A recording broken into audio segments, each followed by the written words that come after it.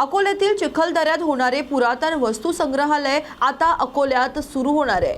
अकोल्यातील बाभुळगाव येथे दीप पुरातन वस्तू संग्रहालय झाले। वंचित बहुजन आघाडीचे राष्ट्रीय अध्यक्ष प्रकाश आंबेडकर यांच्या हस्ते या पुरातन वस्तू संग्रहालयाचं उद्घाटन करण्यात आलं। या संग्रहालयात प्रकाश आंबेडकरांनी उद्घाटनादरम्यान फेरफटका देखील मारला आणि शिवकालीन शस्त्रांसह पुरातन संस्कृतीचं दर्शन घडवणाऱ्या वस्तू पाहिल्या। सोबतच रेल्वे कंदील पाहून त्यांनी जुन्या आठवणींना उजाळा दिला।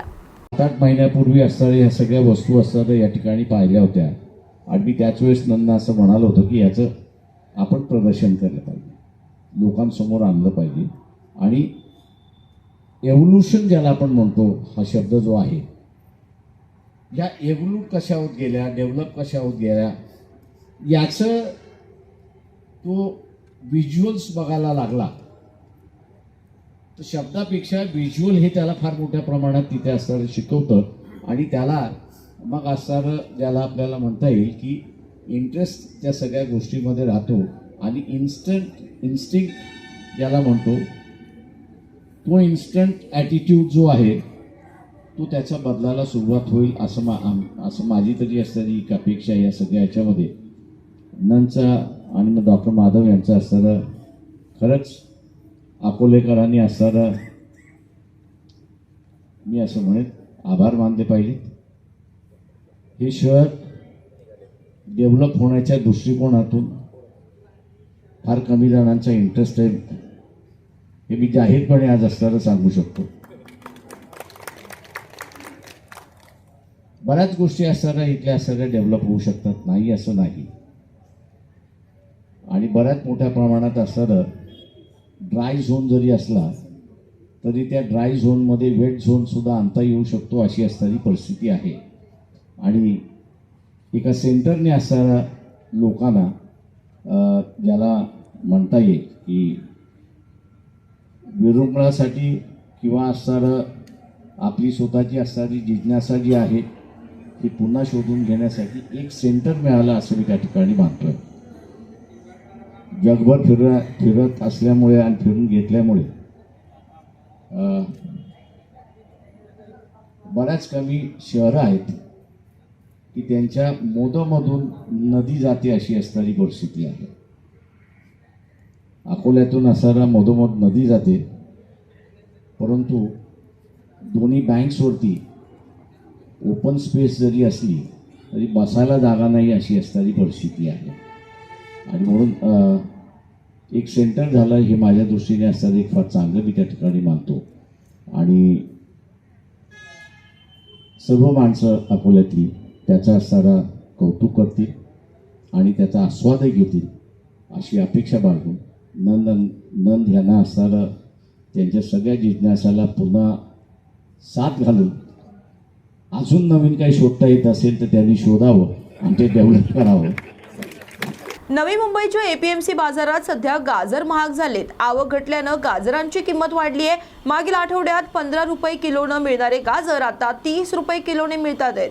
त्यामुळे ग्राहकांनी देखील गाजर खरेदीकडे पाठ फिरवल्याचं दिसतंय। एपीएमसी बाजारात राज्यभरातून विविध प्रकारचे गाजर दाखल झालेत। पुढील काही दिवसात बाजारात गाजराचे भाव चढेच राहणार असल्याचं व्यापाऱ्यांनी सांगितलंय। गाजर का भी रेट कैसा चल रहा है? गाजर आज का 28, 30, 32 जैसा माल है उस हिसाब से बिकता है। पीछे 3 दिन बाजार कम हुआ था, 24, 22 ऐसा बिक रहा था, 20 भी बिक रहा था। जो माल हल्के थे वो 16 भी बिक रहे थे। लेकिन ये परसों से करंट बाजार थोड़ा करंट हो गया, माल कम आता है तो बाजार करंट हो जाता है। उधर जयपुर में जैसा खेती होता है उस हिसाब से आता है। खेत से माल ज्यादा निकला, ज्यादा माल आएगा तो थोड़ा बाजार कम हो जाता है। माल 60 हुआ तो बाजार वापस चढ़ जाता है। तो कितने रुपए से ज्यादा कम से कम 32 रुपया मिलेगा इधर। बाहर आपको बाहर लेने जाते हुए ये माल तो आपको 15 रुपया पाव मिलता है, लेकिन होलसेल मार्केट में 30, 32, 28 ऐसा रेंज है। लोगों का रिस्पॉन्स? हाँ, लोगों का क्या है, जैसे बाजार ज्यादा रहता है लोग कम लेते हैं, बाजार थोड़ा कम हुआ तो लोग ज्यादा माल लेके जाते हैं।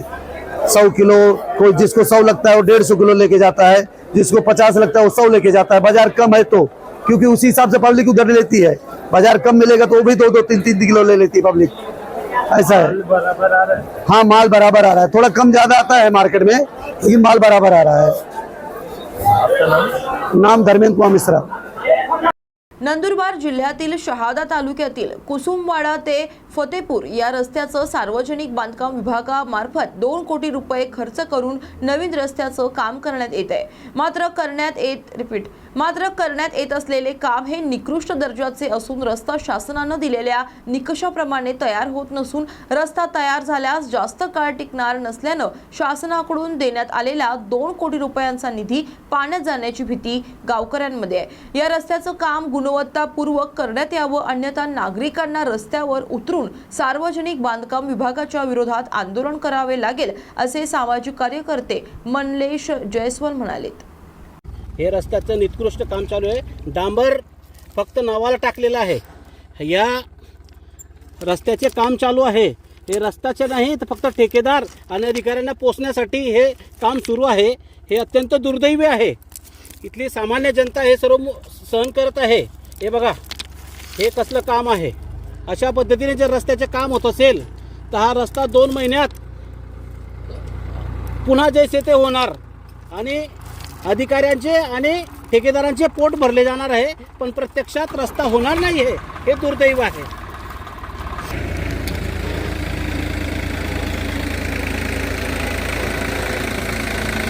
मसाजोगचे सरपंच संतोष देशमुख यांच्या हत्येच्या निषेधार्थ आज पंढरपुरात मराठा समाज व बहुजन समाजाच्या वतीनं जन आक्रोश मोर्चाचं आयोजन करण्यात आलंय. सोलापूर जिल्ह्याच्या वतीनं भव्य असा मोर्चा पंढरपुरात आज दुपारी निघणार आहे. रेकॉर्ड ब्रेक गर्दीचा हा मोर्चा असेल असा दावा संयोजकांनी केलाय. या जन आक्रोश मोर्चाची तयारी पूर्ण झाली आहे आणि देशमुख कुटुंबीय आणि सूर्यवंशी कुटुंबियाला न्याय द्यायचा आहे. पोलीस प्रशासनाला अजून एकदा विनंती करतोय, कोणालाही रस्त्यावर थांबू देऊ नका.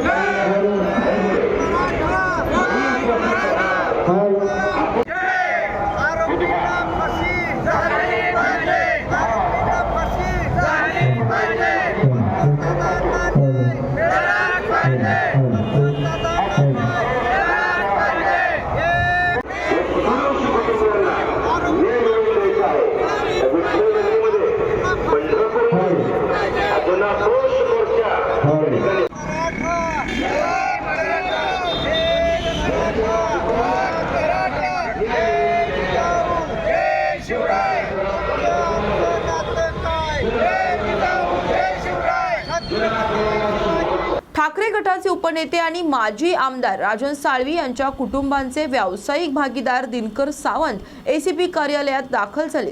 काही दिवसांपूर्वीच दिनकर सावंत यांना एसीबीची नोटीस आली होती. राजन साळवी यांचा मुलगा शुभम साळवी यांनी दिलेल्या जबानीनंतर व्यावसायिक पार्टनर असलेल्या दिनकर सावंत यांची आज चौकशी होणार आहे. खंडणी प्रकरणातील आरोपी वाल्मिक कराड याच्यावर मकोका अंतर्गत कारवाई झाली आहे. या प्रकरणी आज बीड जिल्हा विशेष सत्र न्यायालयात सुनावणी आहे. या सुनावणीपूर्वी जिल्हा रुग्णालयातील डॉक्टरांच्या पथकानं वाल्मिक कराडची आरोग्य तपासणी केल्याची माहिती समोर येते आहे. न्यायालयीन प्रक्रिया सुरू होण्यापूर्वी कराडची तपासणी करण्यात आली. कराडला सर्दी, खोकला आणि ताप आहे, त्या अनुषंगानं त्याला औषध देण्यात आलं, याची माहिती डॉक्टर अमोल जोगदंड यांनी दिली आहे. वंटोगदंड अमोल, जिल्हा रुग्णालय बीड येथून आज वाल्मिकांना कराड्यांचे रेग्युलर वैद्यकीय तपासणीसाठी आलेलो आहोत. त्यांना आपण रेग्युलर तपासणी केलेली आहे. थोडा त्यांना सर्दी खोकल्याचा त्रास आहे, त्यानिमित्त गोळ्या औषधं दिलेली आहेत. सध्या तब्येत चांगली आहे. बरं, काय आज तपासणी हॉस्पिटलला घेऊन जाण्याच्या संदर्भात काय तशा त्याविषयी आम्हाला काही कल्पना नाही आहे. आम्ही इथं त्यांचं रेग्युलर चेकअप केलं आहे. पल्स, BP, सॅच्युरेशन, ऑक्सिजन वगैरे सगळं व्यवस्थित आहे आणि जे कंप्लेंट आहे त्यानुसार त्यांना आम्ही गोळ्या औषध दिलेले आहेत. कुठल्या कंप्लेंट नव्हत्या त्यांच्या? सर्दी, खोकला आणि ताप, त्यासाठी गोळ्या औषध दिलेले आहेत. ताप देखील आला आहे का? हो, म्हणता येते. बरं, काय काय काय काय नेमकी आज तपासणी करण्यात आली? त्यांचं ऑक्सिजन बघण्यात आलं, पल्स, BP, टेम्परेचर घेण्यात आलं आणि ब्लड प्रेशर. बरं, म्हणजे रुटीन तपासणी रुटीन तपासणी आहे आपली. दररोज आपण करतो तपासणी. ओके, ठीक. धन्यवाद.